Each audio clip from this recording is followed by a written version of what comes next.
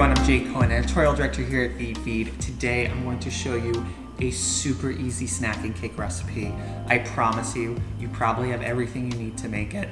And if you don't, I'm going to give you a substitution. We're with our friends at GE Profile to use our smart appliances to give you a pantry dessert that you're going to love. First thing we're going to do is make a super easy berry compote to swirl into this cake.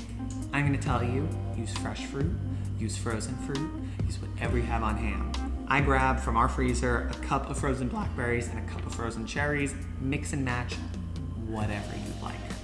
To start, I'm going to turn on our GE Profile induction cooktop and get it to about medium-high heat. I'm going to add in our frozen fruit to a medium saucepan.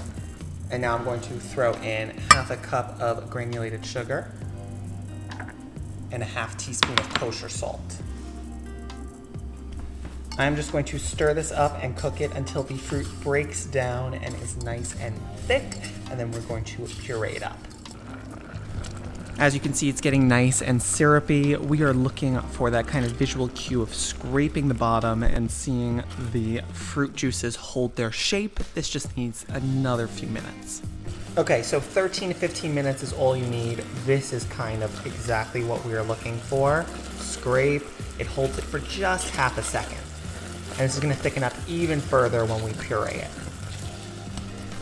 I'm going to throw our berry mixture into a mini food processor. You could also use an immersion blender or a regular blender, whatever you got. You also honestly don't need to puree it. I think it just helps make nicer swirls. So jammy, so delicious. Can't wait to swirl this into our cake batter. So beautiful, so easy. No one will ever know you used frozen fruit. While the berry puree cools, I am going to get the cake batter going. To a large bowl, we are going to add in 1 cup of granulated sugar and half a cup of light brown sugar. And we're going to whisk it with 1 cup of olive oil. You could use butter, you could use coconut oil. I'd melt it first, kind of whatever fat you have on hand. I'm going to kind of give that a zhuzh. Cool. I'm going to crack in 2 eggs to this mixture and add in 3/4 of a cup of buttermilk.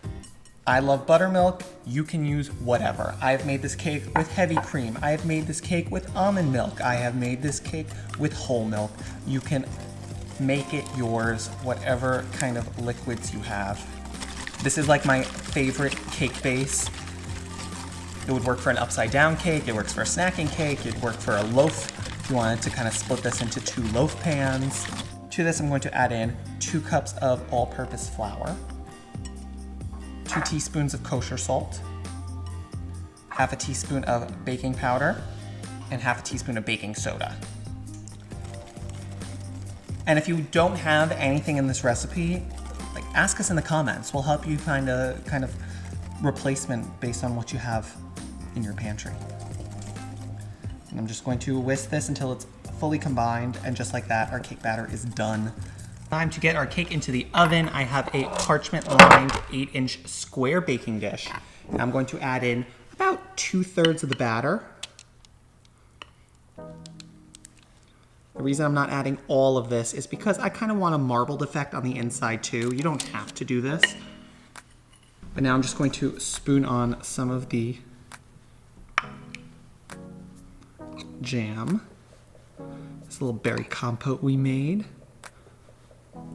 Alternatively, you could also make this cake and just use like store-bought jam.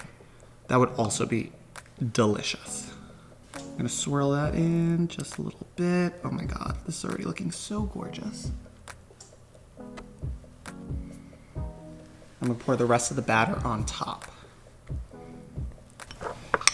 Now I'm just going to drizzle over the remaining compote. Let's get our cake into the oven. We're gonna bake it at 350 degrees for 40 to 50 minutes. The cake is ready. Let's take a look. Oh, look at how gorgeous this is. Oh, it cooks up so evenly because of our GE Profile wool oven, it just kind of creates that super perfect golden color that we're looking for. I'm gonna give it a try. I love these swirls of the compote within.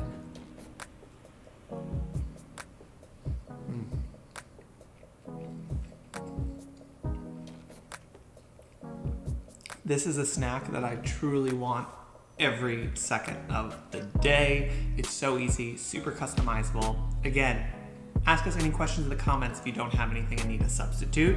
If you want the full recipe, you can go to thefeedfeed.com. A huge thanks to GE Profile for outfitting FeedFeed Brooklyn with their GE Profile smart appliances. I'll see you next time.